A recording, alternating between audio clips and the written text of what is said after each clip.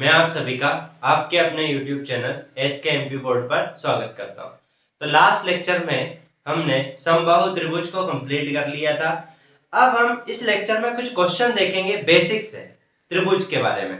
जो क्वेश्चन मतलब ऐसा नहीं है कि वो विषमबाहु से भी हो सकते हैं, समद्विबाहु से भी हो सकते हैं, समबाहु से भी हो सकते हैं, या फिर सिर्फ ट्रायंगल के क्वेश्चन हो सकते हैं।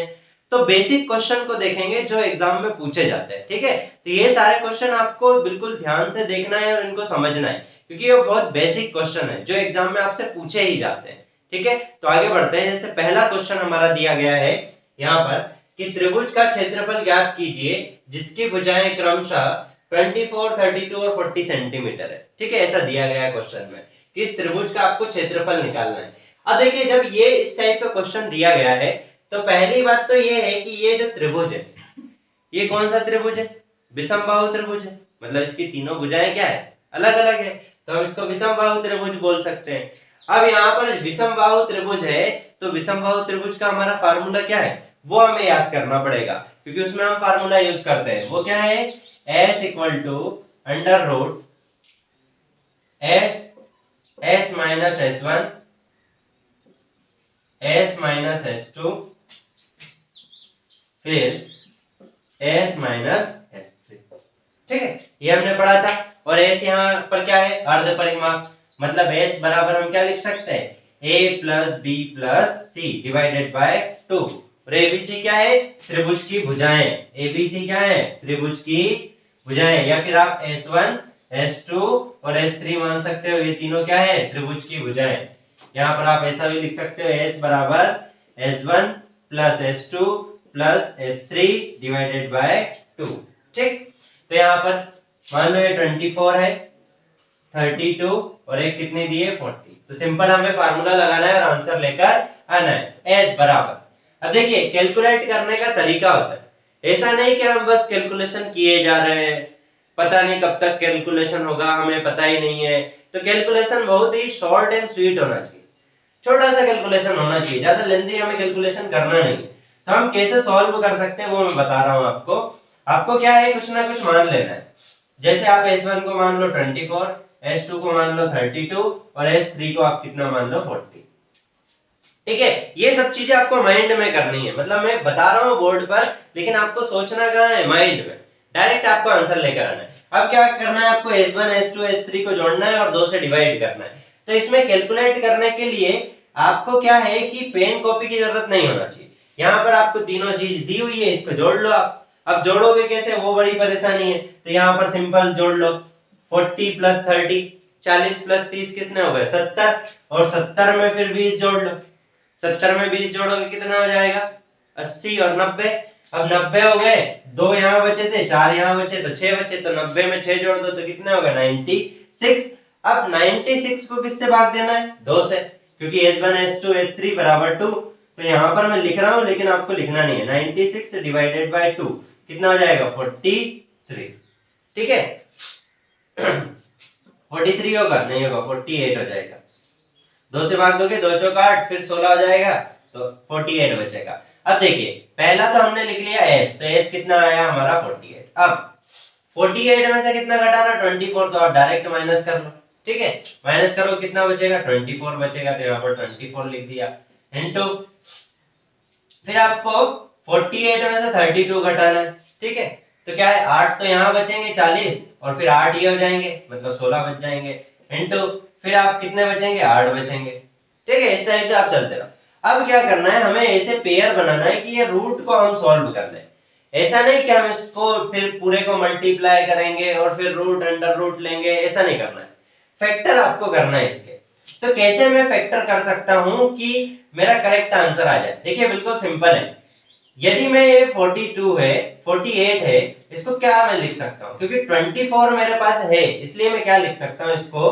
48 को 2 इंटू 24, 48 को लिख सकता हूँ। 48 को क्या लिख सकता हूँ? 2 इंटू 24। ऐसे आपको माइंड लगाना है कि मैं किस क्वांटिटी को कैसे लिख सकता हूँ। यहाँ पर फिर क्या बचा? ये 24 तो है, तो मैंने वैसा ही लिख दिया, इनटू।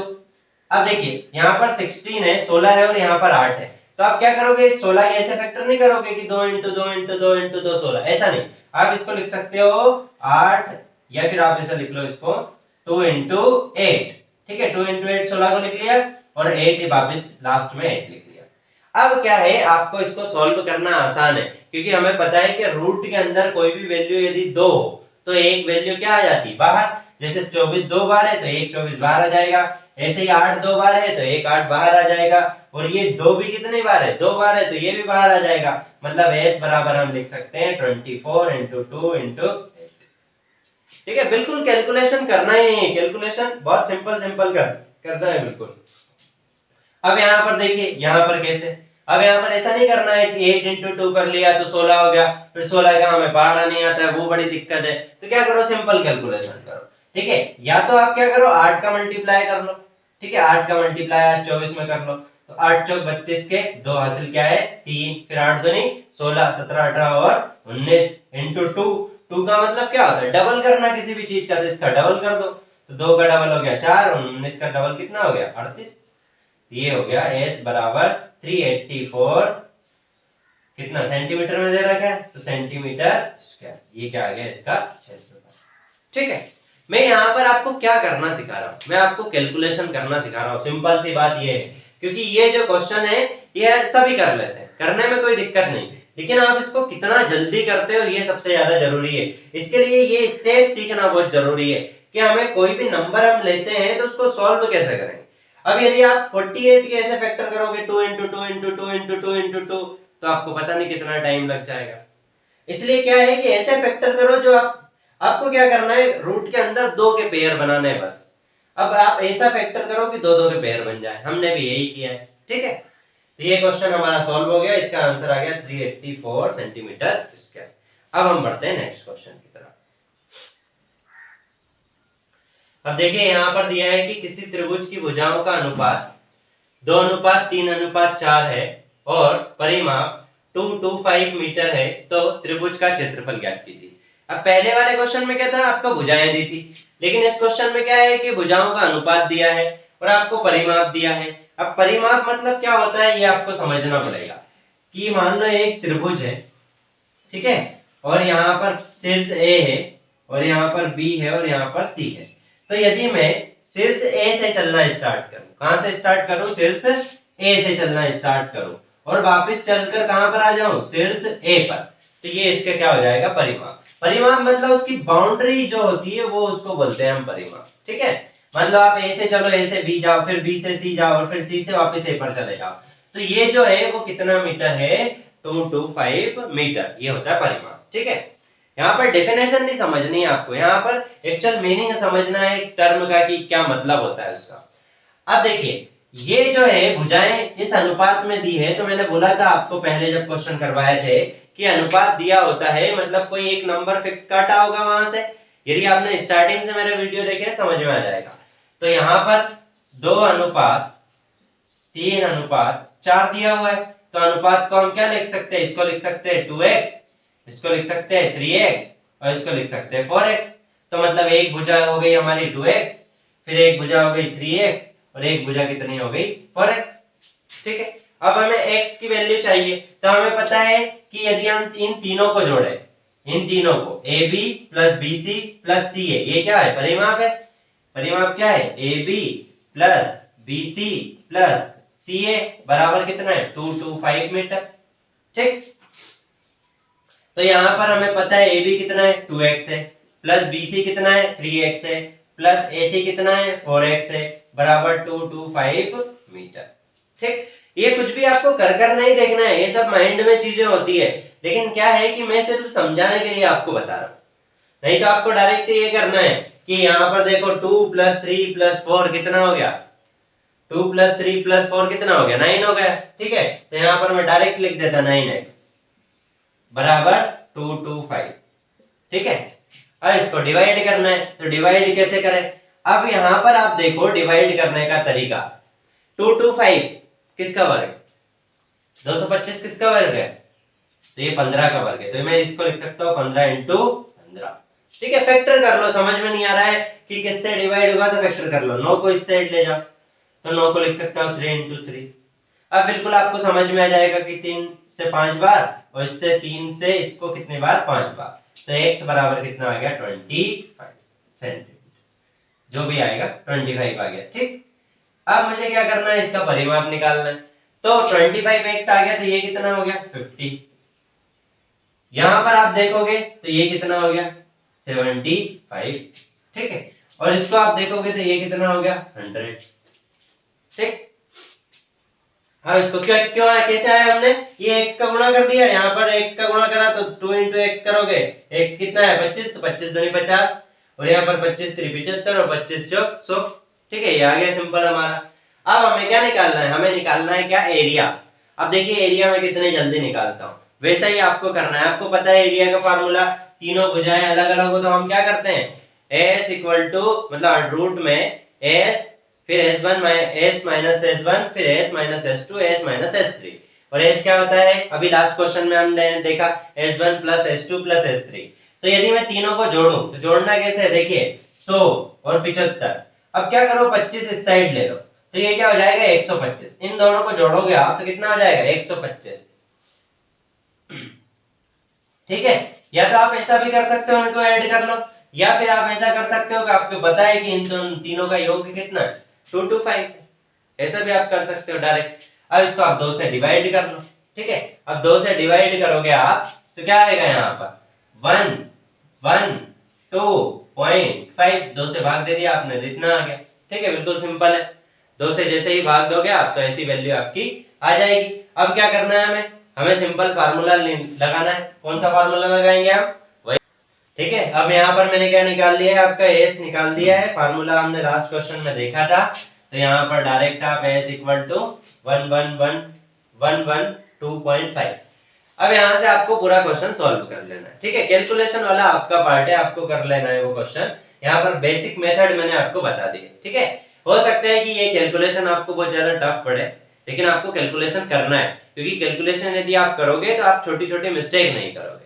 ठीक है, इसलिए मैंने यहाँ पर मैं क्वेश्चन नहीं करवा रहा हूँ, आपको करना है क्वेश्चन सॉल्व करना है। बाकी जैसे एग्जाम में आता है तो यहाँ पर कैलकुलेशन जो है आपका पॉइंट में आ रहा है। ठीक है, लेकिन एग्जाम में पॉइंट में नहीं आता है, आपका कैलकुलेशन सिंपल आता है, क्योंकि उन्हें पता है कि टाइम क्या है, कम है। ठीक है, तो हम अगले आगे बढ़ते हैं नेक्स्ट क्वेश्चन की तरफ। तो देखिए दो बेसिक क्वेश्चन लिए हम, इसमें हम बेसिक ही क्वेश्चन कर रहे हैं, बिल्कुल सिंपल जो हो सकता है आपको आते हो, लेकिन जिन लोगों को नहीं आते हैं उनके लिए बहुत ज्यादा जरूरी है। तो यहाँ पर किसी त्रिभुज की ऊंचाई ज्ञात कीजिए जिसका आधार 50 सेंटीमीटर और क्षेत्रफल 500 सेंटीमीटर है। अब ये क्वेश्चन बिल्कुल सिंपल है, क्योंकि अभी तक जो हम पढ़ रहे थे ना वो आपको ध्यान में रखना है। यहाँ पर हमने जितने भी फार्मूले पढ़े हैं उसमें 4 टाइप के आपके फार्मूले होते हैं। ठीक है, 4 टाइप के मैंने फार्मूले बताए हैं, वो चारों आपको ध्यान में रखना है कि कौन सा कहां पर यूज करना है। पहला मैंने बताया था कि वो वाला क्षेत्रफल बराबर s अंडर रूट में s माइनस s1 फिर s माइनस s2 और s माइनस s3। ठीक, देखिए ज्योमेट्री में यही है, आपके पास चीजें बहुत सारी है, लेकिन आपको कहां किसको यूज करना है ये सबसे ज्यादा इंपॉर्टेंट है। एक तो ये हमने देखा, दूसरा हमने सम द्विबाहु त्रिभुज पढ़ा था। ठीक है, सम द्विबाहु त्रिभुज में 2 भुजाएं बराबर होती है, तो यहाँ पर 2 भुजाएं बराबर होती है, तो ये मान लो a है, ये a है, तो ये b हो जाएगी। ठीक है, तो उसमें हम कैसे निकालते हैं सम द्विबाहु त्रिभुज में क्षेत्रफल, तो उसमें हम निकालते हैं 1/2 इंटू आधार इंटू क्या ऊंचाई, ये हमने देखा था सम द्विबाहु त्रिभुज में। पहले हम ये हाइट निकाल लेते हैं और फिर आधार तो हमारे पास रहता है, तो आधार इंटू ऊंचाई कर देते हैं, तो समद्विबाहु में। और उसके बाद में हमने एक और देखा था समबाहु त्रिभुज, इसका हमने फार्मूला देखा था। क्या होता है समबाहु त्रिभुज का क्षेत्रफल का फार्मूला, वो होता है √3/4 a²। ठीक, मतलब जब भी यदि आपके दिमाग कहीं भी क्वेश्चन आया कि ट्रायंगल का क्षेत्रफल या फिर ट्रायंगल निकालना है, तो आपको ये सारी चीजें माइंड में आ जानी चाहिए। अब इनमें से ही आपको कोई ना कोई यूज करना है, सिंपल सा बात है। ये जो 2 3 लिखे हैं ना यहाँ पर बेसिक कॉन्सेप्ट, यही आपको यूज करना है क्षेत्रफल के निकालने के लिए। कोई सा भी त्रिभुज दिया गया, तो यहाँ पर अब हम यहाँ पर कौन सा यूज कर सकते हैं, देखिए नाम लिखा नहीं, कुछ भी नहीं लिखा है, तो हम यहाँ पर ये वाला यूज कर सकते हैं, क्योंकि हमारी टर्म मिल रही है। उसने बोला है कि त्रिभुज का क्षेत्रफल बराबर 1/2 इंटू आधार इंटू ऊंचाई। ऐसा हम बोलते हैं त्रिभुज का क्षेत्रफल। अब यहाँ पर क्षेत्रफल दिया है कितना 500 बराबर 1/2 इंटू आधार, आधार उसने दिया है कितना 50 सेंटीमीटर, तो 50 इंटू ऊंचाई, तो वो हमसे पूछा गया है कि ऊंचाई याद कीजिए, तो h निकाल लेंगे। ठीक है, तो 0 से 0 कैंसिल, 5 से इसको डिवाइड करेंगे 10 टाइम्स हो जाएगा, तो इस साइड लाएंगे तो 20 सेंटीमीटर बराबर क्या आ जाएगा h। h बराबर कितना आ जाएगा 20 सेंटीमीटर।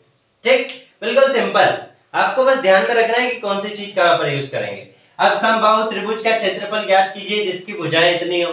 तो यहाँ पर अब आपको समबाहु त्रिभुज का फार्मूला पता होना चाहिए, सिंपल, 1 मिनट का भी क्वेश्चन नहीं है। सिंपल फार्मूला क्या है, √3/4 इंटू ए स्क्वायर। ए क्या है, ये दिए 12, तो इंटू 12 इंटू 12। अब यहाँ पर डिवाइड कर दो, इस 4 से डिवाइड करोगे तो 4 3 12। ठीक है, अब मल्टीप्लाई करना है, मल्टीप्लाई कर लो, 12 36, तो 36√3 और सेंटीमीटर स्क्वायर। ठीक, अब इससे सिंपल क्वेश्चन क्या होगा, और ऐसे क्वेश्चन आपसे पूछे जाते हैं, मतलब ऐसा नहीं है कि मैं ऐसे ही बता रहा हूँ, ऐसे क्वेश्चन आपसे पूछे जाते हैं बिल्कुल सिंपल सिंपल। ठीक है, तो सिंपल क्वेश्चन आना बहुत जरूरी है, क्योंकि टफ, मान लो आपसे आया टफ क्वेश्चन, टफ बने नहीं बने लेकिन सिंपल तो बनना चाहिए ना, तो इसलिए सिंपल क्वेश्चन करना बहुत ज्यादा जरूरी है। अब हम नेक्स्ट क्वेश्चन की तरफ बढ़ते हैं। अब देखिए यहाँ पर हमने 2 क्वेश्चन लिए हैं। पहला है एक समकोण समद्विबाहु त्रिभुज का क्षेत्रफल ज्ञात करो। अब देखिए यहाँ पर 2 टर्म यूज हुई है, पहला समकोण और दूसरा समद्विबाहु। समकोण मतलब क्या, एक कोण 90 डिग्री का, और समद्विबाहु मतलब 2 भुजाएं क्या हो समान। 2 कंडीशन यहाँ पर फुलफिल करनी है। तो यदि मैं इस टाइप का कोई डायग्राम बनाऊं, ठीक है, और उसमें देखिए ये तो हो गया 90 डिग्री का कोण और 2 भुजाएं बराबर, तो ये भुजा मैं x मान लेता हूं और ये भी कितने मान लेता हूं x। ठीक है, तो ये किस टाइप का हो जाएगा, एक समकोण समद्विबाहु त्रिभुज, मतलब 2 भुजाएं बराबर और एक कोण कितने डिग्री का 90 डिग्री का। अब आगे बोला गया है त्रिभुज का क्षेत्रफल ज्ञात करें जिसकी समान भुजाएं, जिसकी समान भुजाएं, ये जो समान भुजाएं हैं ये कितने सेंटीमीटर है 15 सेंटीमीटर, और ये भी कितने सेंटीमीटर है 15 सेंटीमीटर। ठीक है, अब हमें क्षेत्रफल निकालना है, तो क्षेत्रफल कैसे निकालेंगे, हमें पता है क्षेत्रफल बराबर क्या होता है 1/2 इंटू आधार इंटू ऊंचाई। अब इसमें बोलोगे सर ऊंचाई तो है नहीं, तो हम कैसे निकाल सकते हैं, तो यहाँ पर देखिए ये जो है ये तो आधार हो गया, लेकिन ये जो लाइन है ये कितने डिग्री पर है 90 डिग्री पर है, तो ऊंचाई तो वही तो होती है। जैसे हम कोई त्रिभुज लें, मैंने ऐसा त्रिभुज लिया ABC, ठीक है, कोई त्रिभुज लिया और मैंने आपसे पूछा कि इसकी ऊंचाई क्या होगी, तो आप क्या करोगे, यहां से एक शीर्ष लंब डालोगे, तो ये कितने डिग्री का कोण बनाता है 90 डिग्री का। तो यहाँ पर भी तो वही हो रहा है कि ये जो है रेखा है ये कितने डिग्री का कोण बना रही है 90 डिग्री का, तो ये तो हो गई ऊंचाई और ये क्या हो गया आधार। तो यहाँ पर दोनों है हमारे पास, तो यहाँ पर लिख सकता हूं मैं 1/2 इंटू ऊंचाई कितनी है 15 इंटू आधार कितना है 15, और 15 इंटू 15 करेंगे तो कितना हो जाएगा 2 2 5 डिवाइडेड बाय 2। इसको सॉल्व कर लेंगे तो 112.5 सेंटीमीटर स्क्वायर, ये क्या आ जाएगा क्षेत्रफल। ठीक, बिल्कुल सिंपल क्वेश्चन है, बस आपको समझना है। ठीक है, ऐसा नहीं कि आप समद्विबाहु लिखा हुआ है तो समद्विबाहु का हमने फार्मूला लगा दिया वैसा कर लिया, वैसा नहीं, क्वेश्चन को समझो कि क्वेश्चन क्या बोलना चाह रहा है। समकोण बोला है उसने और फिर समद्विबाहु बोला है, तो समकोण मतलब ये 90 डिग्री, मतलब ये हाइट हो गई इसकी और ये आधार हो गया, तो हमारा सिंपल फार्मूला लग जाएगा। देखिए यदि आपको त्रिभुज में 2 चीजें मिल जाए, क्या मिल जाए, आधार और ऊंचाई, तो आपको यही फार्मूला लगाना है, फिर कोई सा भी फार्मूला नहीं लगाना है। लेकिन यदि आपको आधार मिल रहा है लेकिन ऊंचाई नहीं मिल रही है, ऊंचाई नहीं मिल रही है आधार नहीं मिल रहा है, तो फिर आपको वो अलग अलग फार्मूले लगाने, नहीं तो यही फार्मूला लगाओ और डायरेक्ट आंसर पाओ। ठीक, आगे बढ़ते हैं हम नेक्स्ट क्वेश्चन, किसी त्रिभुज के आधार और ऊंचाई का अनुपात। अब यहाँ पर देखिए आधार और ऊंचाई का अनुपात दे रखा है, आपका क्या दे रखा है अनुपात 8:5 है और क्षेत्रफल 320 मीटर स्क्वायर है, तो त्रिभुज की ऊंचाई ज्ञात कीजिए, हमें ऊंचाई फाइंड आउट करना है। अब हमें पता है त्रिभुज का क्षेत्रफल ये हमने ऊपर ही लिख रखा है, क्षेत्रफल बराबर क्या, क्षेत्रफल बराबर 1/2 इंटू आधार इंटू ऊंचाई। ठीक है, अब यहाँ पर 1/2 तो हमने लिख लिया।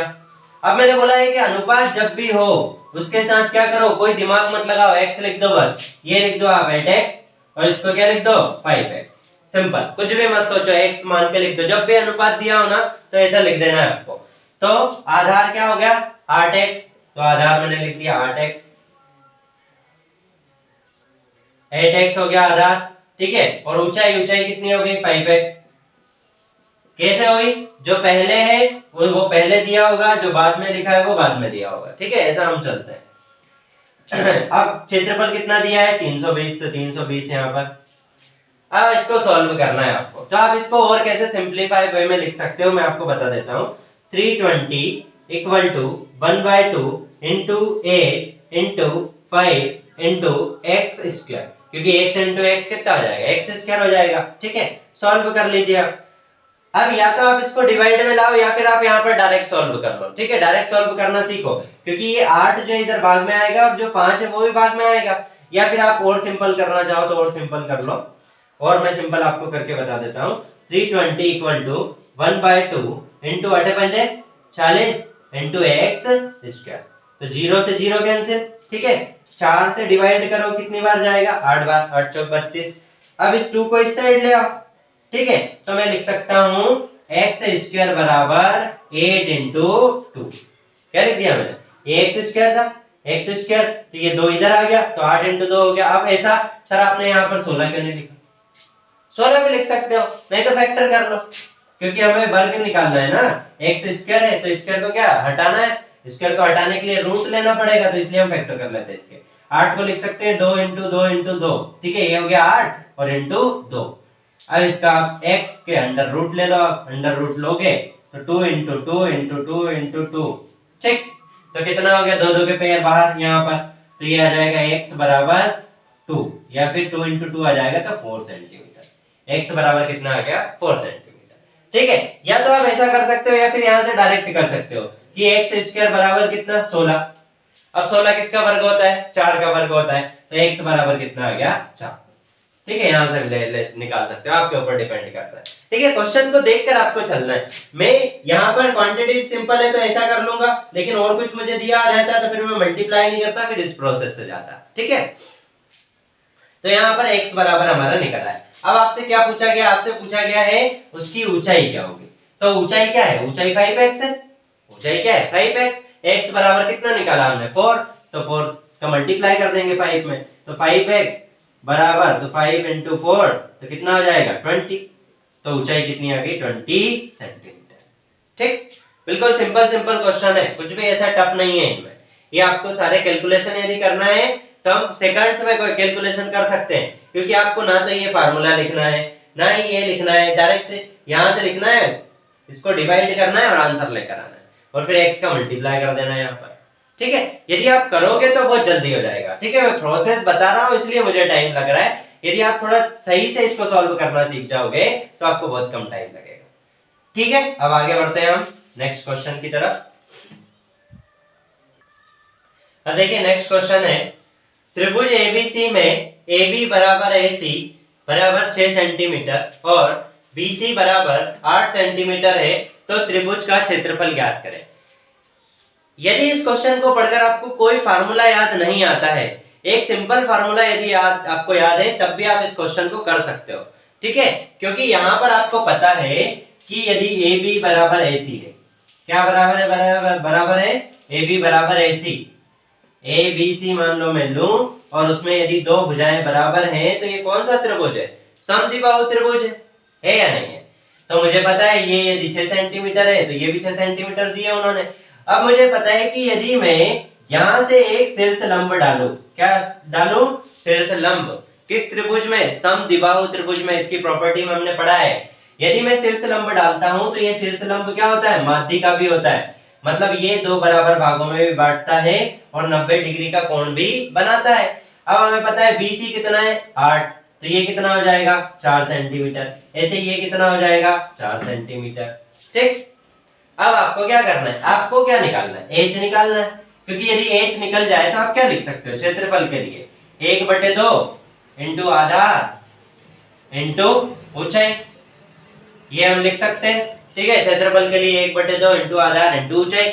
अब देखिए आधार तो हमें पता है, यहां से यहां तक का आधार कितना है 8 सेंटीमीटर, यदि हमें ऊंचाई पता चल जाए तो हमारा आंसर आ जाएगा। तो हमने लिख लिया 1/2 इंटू आधार कितना है 8 इंटू, अब ऊंचाई निकालना है। अब आप देखिए ए सी और डी, ए सी डी को देखिए, ये क्या है समकोण त्रिभुज है। तो समकोण त्रिभुज में क्या हम ये एच निकाल सकते हैं? निकाल सकते हैं। कैसे? फार्मूले से, पाइथागोरस थ्योरम लगाओ। कर्ण का स्क्वायर बराबर लंब का स्क्वायर प्लस आधार का स्क्वायर। ठीक है, हम बहुत दिन से पढ़ रहे हैं, अब तक याद हो जाना चाहिए। तो यहाँ पर यदि हम देखें तो कर्ण बराबर कितना दिया है 6। कर्ण क्या होता है 90 डिग्री के सामने वाली भुजा। तो यहाँ पर कर्ण हो गया 6 तो हो गया 36 बराबर लंब, लंब तो हमें निकालना है h, तो h का स्क्वायर प्लस आधार, आधार कितना है 4, तो 4 ले लिया हमने। ठीक है, 4 के स्क्वायर में डायरेक्ट कर देता हूँ, ये हो जाएगा 16। अब ऐसा बोलोगे कि सर आपने तो ये आधार तो 8 दिया है लेकिन यहाँ पर तो आधार आपने कितना लिया है 4 लिया है। तो 4 हमने क्यों लिया है? क्योंकि हम त्रिभुज, कौन से त्रिभुज में ये पाइथागोरस थ्योरम लगा रहे हैं? एडीसी त्रिभुज में पाइथागोरस थ्योरम लगा रहे हैं। और एडीसी में देखोगे तो आधार कितना है 4। ये आधार जो है 8 किसका है? एबीसी त्रिभुज का है। ठीक है, तो ये ध्यान में रखना है। इसको सॉल्व कर लो, सॉल्व करोगे तो 20 बराबर क्या आ जाएगा h स्क्वायर। तो h बराबर क्या आ गया √20। ठीक है, या तो आप इसको सॉल्व कर सकते हो, कैसे लिख सकते हो इसको? h को आप लिख सकते हो 2√5। h को क्या लिख सकते हो 2√5। अब ये कैसे लिख सकते हो ये आपको पता होना चाहिए। देखिए 20 को हम लिख सकते हैं क्या 4 × 5 4 × 20। तो 4 का हम बाहर निकालेंगे कितना हो जाएगा 2, तो 2√5 लिख दिया हमने। ठीक है, ये आ गया। अब h की वैल्यू यहाँ पर पुट कर दो, तो ये हमने पुट कर दी यहाँ पर 2 × 2√5।